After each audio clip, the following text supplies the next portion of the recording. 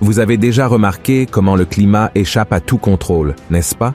Il n'y a plus d'équilibre comme dans le passé où les saisons étaient bien définies. Aujourd'hui, il fait froid en été, une chaleur écrasante en hiver, des pluies pendant les périodes de sécheresse et de l'aridité lorsqu'il devrait pleuvoir. De plus, tous ces phénomènes naturels se manifestent avec une intensité bien plus grande. Trop de chaleur, trop de froid, des tempêtes de neige, des tempêtes, des ouragans, des incendies, des inondations, des sécheresses. Un exemple en est la vague de chaleur extrême qui frappe une grande partie du monde, avec des températures bien au-dessus de la moyenne, dépassant par endroits les 40 degrés et une sensation thermique de près de 50 degrés. Autrement dit, c'est comme un désert. Pendant ce temps, dans de nombreux endroits, les pluies inondent les villes et tuent des gens, et en Amazonie, une sécheresse rarement vue dans l'histoire détruit la faune, la flore et nuit à des milliers de personnes qui y vivent. Tout cela est le signe que quelque chose ne va pas du tout avec notre planète.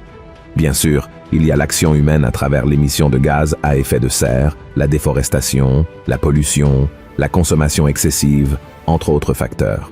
Mais est-ce seulement cela? Ou bien nous nous dirigeons vers un temps que les Écritures prévoyaient déjà comme étant une période de tribulation et d'angoisse pour toute l'humanité? Dans cette vidéo, nous allons approfondir la parole de Dieu pour chercher des réponses à ces questions. Et plus que cela, nous allons examiner une théorie scientifique de plus de 100 ans qui pourrait se réaliser maintenant. Mais avant de commencer, je voudrais vous demander de vous abonner à ma chaîne. Cliquez simplement sur le bouton s'abonner, juste en dessous de la vidéo, et activez également la cloche de notification pour recevoir directement sur votre téléphone les prochaines vidéos que je publierai. D'accord? Maintenant, allons-y. Nous pourrions parler de tous les problèmes climatiques de la planète, mais la situation est tellement grave que ce qui se passait il y a quelques années seulement dans d'autres pays se produit aujourd'hui assez fréquemment dans le monde entier. Par exemple, la région sud du pays a souffert de fortes pluies et de terribles tempêtes. La dernière a tué des dizaines de personnes et laissé des centaines de familles sans abri. De plus, des routes ont été fermées, des ponts se sont effondrés, des cultures ont été détruites.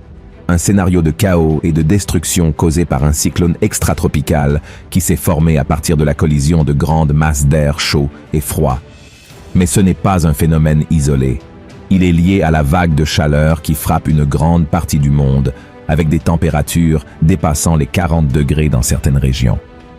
Cette chaleur extrême a malheureusement également fait des victimes, des personnes âgées et même des jeunes, après des heures passées au soleil et en buvant peu d'eau. Et cette vague de chaleur est elle-même liée à la sécheresse qui sévit en Amazonie, la plus grande forêt tropicale du monde, qui souffre du manque de pluie et de l'augmentation de la température. Le résultat en est d'innombrables incendies qui détruisent les arbres, tuent les animaux et provoquent des problèmes respiratoires pour la population de la région. En résumé, frères et sœurs, tous ces problèmes climatiques perturbent l'équilibre de notre planète et mettent en péril notre survie. Et vous pourriez vous demander, « Mais pasteur, qu'est-ce que la Bible a à voir avec tout cela ?» Et je vous dis que cela a plus à voir que vous ne pouvez l'imaginer. Il y a une prophétie faite par Jésus sur la fin des temps qui peut effectivement être liée à l'augmentation de la chaleur sur la planète. D'ailleurs, dans Luc chapitre 12, verset 49, il a dit qu'il viendra apporter le feu dans le monde et qu'il souhaiterait qu'il soit déjà allumé.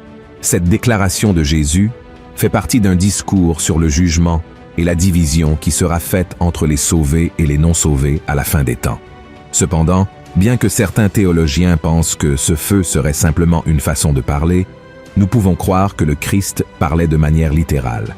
En fait, l'apôtre Pierre, par la révélation du Saint-Esprit, a dit quelque chose de très important sur cet événement futur. Dans sa deuxième lettre, au chapitre 3, Pierre a écrit ce qui suit. « Le jour du Seigneur viendra comme un voleur. En ce jour, les cieux passeront avec fracas, les éléments embrasés se dissoudront, et la terre, avec les œuvres qu'elle renferme, sera consumée. Puisque donc toutes ces choses doivent se dissoudre, qu'elles ne doivent pas être la sainteté de votre conduite et votre piété, tandis que vous attendez et hâtez l'avènement du jour de Dieu, à cause duquel les cieux enflammés se dissoudront et les éléments embrasés se fondront. Mais nous attendons, selon sa promesse, de nouveaux cieux et une nouvelle terre, où la justice habitera. » Regardez cela, frères et sœurs, et la science est d'accord avec ce point de vue biblique. Autant les astronomes, biologistes, physiciens, géologues, scientifiques nucléaires et agronomes comprennent déjà que la planète Terre a une date d'expiration et qu'elle est sur le point d'arriver, en grande partie en raison des problèmes climatiques qui augmentent de jour en jour. En 2018, peu avant sa mort, le scientifique Stephen Hawking a déclaré que la Terre n'était qu'à quelques siècles de devenir une immense boule de feu.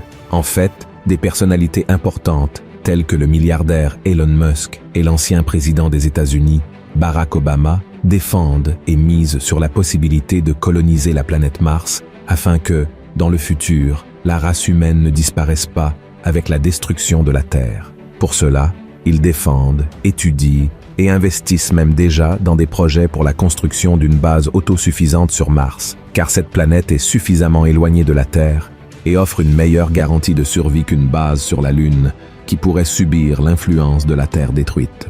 Honnêtement, cette vision des scientifiques, des dirigeants et des personnes mondialement influentes n'est pas complètement erronée. La Terre est effectivement confrontée à une série de menaces très graves, y compris les problèmes climatiques. Cependant, ce n'est pas seulement notre planète qui est condamnée.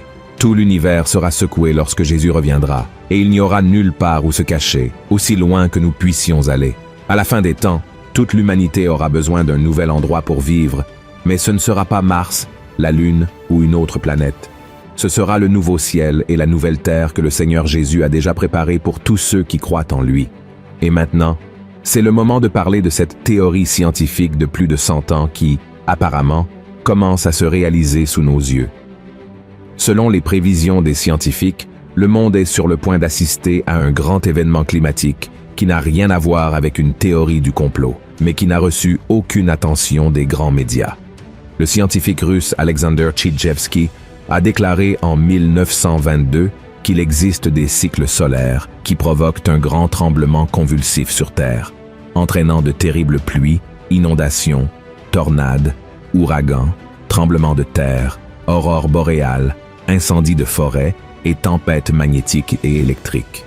Ces dernières provoquent même des interruptions d'alimentation électrique, des défaillances des systèmes de navigation et des interruptions de fonctionnement des systèmes de communication, ce qui pourrait même nuire à notre Internet. Ce cycle solaire a une influence encore plus grande que nous pouvons l'imaginer. Une scientifique allemande de l'Université du Minnesota, aux États-Unis, affirme que cette activité géomagnétique perturbe notre équilibre énergétique, pouvant entraîner une augmentation des troubles psychiatriques généraux, un plus grand nombre de patients hospitalisés pour des maladies nerveuses et cardiaques, une incidence accrue de violence et une augmentation du nombre de tentatives de mettre fin à sa propre existence. Et, comme le souligne le scientifique russe, toutes ces choses se produisent aujourd'hui même sous nos yeux. Selon les données d'organisations liées à l'Organisation mondiale de la santé, il n'y a jamais eu autant de demandes de consultations psychologiques et psychiatriques. Les gens n'ont jamais été aussi stressés, anxieux, déprimés, violents et en demande d'aide psychologique. Et la preuve que ce que nous vivons n'est pas une coïncidence est que les plus grandes tempêtes solaires depuis de nombreuses années ont été enregistrées. Récemment, la NASA a identifié une tache solaire dangereuse, 4 fois plus grande que la Terre, pouvant représenter un risque d'éruption solaire très puissante. Ces éruptions peuvent même causer des dommages graves au système de communication et d'énergie de la Terre, en plus d'augmenter le rayonnement cosmique, entraînant des risques pour la santé physique et mentale. Maintenant, c'est une mise en garde pour ceux qui ont l'habitude de douter des prophéties bibliques, cherchant des justifications scientifiques à tout. Ce n'est pas parce qu'un phénomène peut être expliqué par la science qu'il ne peut pas être un signe de Dieu. Au contraire, Dieu est le créateur de toutes choses. Tout lui appartient. Et si aujourd'hui l'homme peut comprendre certaines choses sur l'univers et la nature, c'est parce que Dieu lui-même l'a permis. Regardez ce que le prophète Daniel a dit au chapitre 2 sur la puissance du Seigneur. C'est lui qui change les temps et les circonstances, qui renverse et qui établit les rois, qui donne la sagesse aux sages et la science à ceux qui ont de l'intelligence. Il révèle ce qui est profond et caché, il connaît ce qui est dans les ténèbres, et la lumière demeure avec lui. Amen. Frères et sœurs, en tant que chrétiens, nous ne pouvons pas ignorer quelque chose qui a été dit par le Seigneur lui-même. Nous devons prêter attention aux choses qu'il a déclarées qui se produiraient, y compris dans la nature, car cela signifie que le jour de son retour approche. Et nous devons être prêts pour cela. Jésus lui-même a dit dans Matthieu chapitre 24 que nous devons veiller et être prêts, car nous ne savons pas quel jour il viendra. Cependant, il est important de préciser que Jésus ne veut pas que nous arrêtions nos vies à cause de ces situations. Il ne veut pas que nous perdions notre concentration, qui est de vivre l'Évangile et de prêcher au plus grand nombre de personnes. En même temps, nous ne pouvons pas faire semblant que les signes ne se produisent pas. Le Christ nous ordonne de rester vigilants pour voir tous les signes. Avant de conclure, je tiens également à préciser que les changements climatiques et les catastrophes naturelles ne sont pas les seuls signes que le jour du retour de Jésus est proche. Il y a de nombreux autres signes. Certains se sont déjà produits, comme par exemple la renaissance d'Israël. D'autres se produisent maintenant, comme les guerres et les révolutions, la propagation des épidémies, l'augmentation du péché et la multiplication des connaissances, qui se produisent aujourd'hui de manière très évidente. De plus, il y a des signes qui se produiront encore, parmi lesquels le réveil de la foi, la prédication de l'Évangile dans le monde entier et bien sûr, l'émergence de l'Antéchrist, l'annonce de temps de paix dans toute la terre et le début d'un gouvernement mondial. Frères et sœurs, la venue de Jésus ne se résume pas seulement aux événements liés au soleil et au climat sur terre, mais ces signes nous montrent qu'il est sur le point de revenir. Face à cela, je vous pose la question, si Jésus revenait demain, seriez-vous prêts à vivre avec lui pour l'éternité? La fin des temps peut commencer dans 100 ans, 500 ans, ou même la semaine prochaine. Nous ne savons pas, alors ne remettez pas à plus tard ce que vous devez faire maintenant, c'est-à-dire vous repentir de vos péchés, croire en Jésus comme votre Seigneur et Sauveur, et commencer à marcher sur son chemin. Amen. Les cieux et la terre vous avertissent déjà de cela, et j'espère sincèrement vous retrouver dans l'éternité pour régner ensemble dans un temps de paix, sans mort, sans douleur, sans souffrance, car c'est le plan original de Dieu pour toutes les personnes. Amen. Si vous avez aimé ce message, partagez-le avec vos amis, votre famille, et abonnez-vous à ma chaîne. Que Dieu vous bénisse, et à la prochaine vidéo.